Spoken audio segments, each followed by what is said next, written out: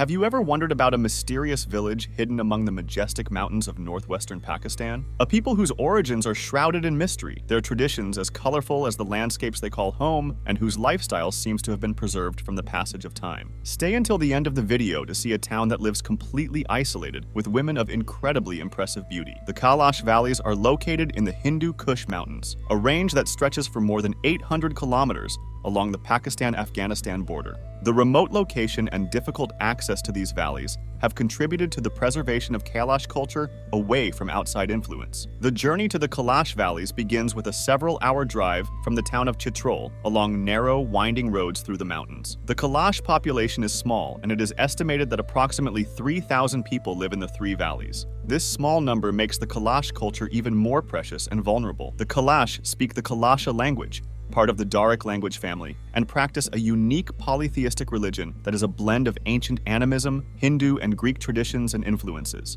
The Kalash people are well known for their vibrant clothing and lively festivities, where Kalash women stand out by wearing long black dresses embroidered with colorful patterns and adorned with hats decorated with shell beads and feathers. The community celebrates various festivals throughout the year, the most notable being the Joy Spring Festival, the Ucha Autumn Festival, and the Chaos Winter Festival. During these events, the Kalash dance, sing, and perform ancient rituals, strengthening their community and cultural ties. The Kalash do not follow Islam, the dominant religion in Pakistan, but instead embrace animism, a faith that venerates the spirits of nature and the elements that surround them. They often worship the gods of mountains, rivers, and forests, celebrating nature as divine and integrated into their daily lives. Their festivities are a vibrant testimony to this spiritual connection, where dances, songs, and rituals fill the valleys with a unique and inspiring energy. But why did the Kalash decide to maintain their animist beliefs, defying the norms established around them? Perhaps it is a question of identity and cultural resistance in a world where globalization often leads to cultural homogenization. The Kalash remain guardians of an ancient tradition, a heritage they are proud to preserve and pass on to future generations, while Pakistani society can sometimes view the Kalash and their unconventional beliefs with suspicion. There are also those who see them as a national treasure, a jewel of the country's cultural diversity. They are a vivid reminder of the richness and complexity of human traditions, and a source of inspiration for those seeking authenticity in an increasingly standardized world. The tribes surrounding the Kalash call the area where the Kalash live Kafirstan, the land of the infidels.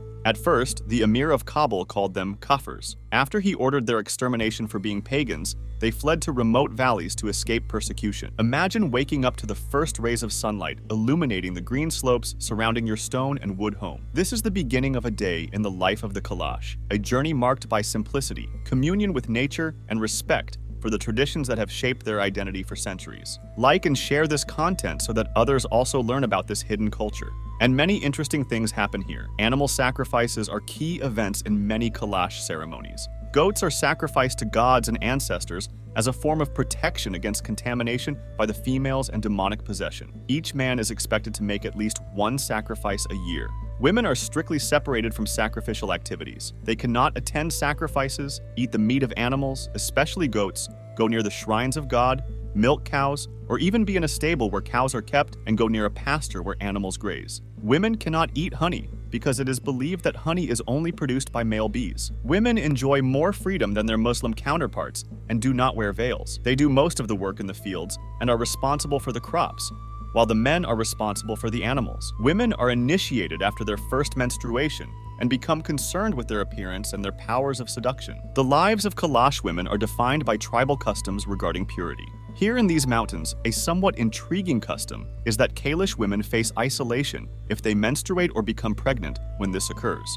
The women are taken to a place called Bashali, a structure that stands as a solitary refuge far from the village. It is here, far from the curious eyes of the community, that women go through a period of separation where they are prohibited from contacting their families or other people. It is a time of introspection and reflection, where the mysteries of womanhood are celebrated and honored, and where women are seen as bearers of sacred force connected to the tides of life. And fertility during this period of isolation, women are cared for by their families, who provide them with food and sustenance, but are prevented from visiting them until the period ends. It is only after the cessation of menstruation or the birth of the baby that they are allowed to return to the community, renewed and strengthened by the time spent in seclusion. Although this practice may seem strange or incomprehensible to some, for the Kalash it is a fundamental part of their cultural and spiritual identity. It is a tradition that dates back to time immemorial, rooted in beliefs and rituals that defining their connection with nature and the divine.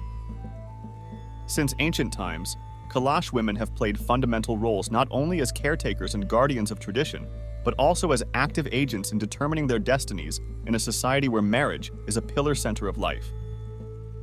Women keep their combs by the river. Women are prohibited in temples and sacred places. Only a sanctuary whose entrance is protected by goat sculptures in the village of Brunn admits them. Marriages have traditionally been arranged during childhood and involve a payment of money from the groom's family to the bride's family. The bride also receives a dowry from her family. It is common for an unhappy wife to elope and then negotiate a divorce with her husband. There are many cases of elopement marriages involving women who are already married. Traditionally, there have been many disputes regarding women. But perhaps the most intriguing aspect of Kalash social life is their freedom to consume alcohol, a practice that distinguishes them from most communities in Pakistan, where Islamic law prohibits the consumption of alcoholic beverages here, among the valleys and mountains. Mountains. Wine is seen not only as an indulgence, but as an integral part of community life, a symbol of shared joy and celebration.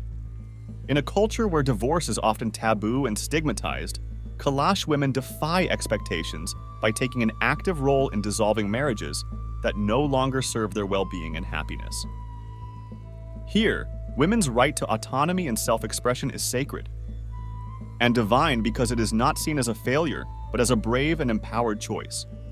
This freedom to choose and decide is a testament to the strength and resilience of Kalash women who face life's challenges with determination and courage. Is a powerful reminder that even in societies where women are often marginalized and subjugated, their voice and will cannot be silenced.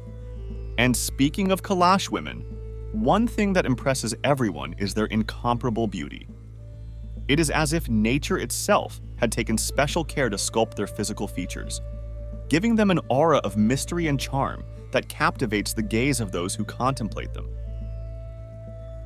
In the heart of this fascinatingly beautiful are their clear eyes, a rarity among Asian populations and a hallmark of Kalash women like shining pearls.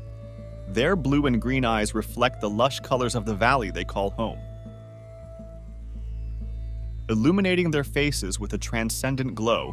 It is as if each glance were a window to the soul that reveals the depth of your spirituality and the richness of your cultural heritage. But it is not just her eyes that hypnotize every contour of her features. She is a delicately and gracefully sculpted masterpiece of nature. Her snow-beautiful skin contrasts with hair as dark as night, creating a surprising juxtaposition that is at once simple and sophisticated, and their radiant and warm smiles illuminate the Kalash valleys like the morning sun, filling the air with a sense of joy and vitality. Subscribe to our channel and don't forget to activate notifications so you don't miss videos like where we tell you about a poor country with seductive women. See you on a next adventure.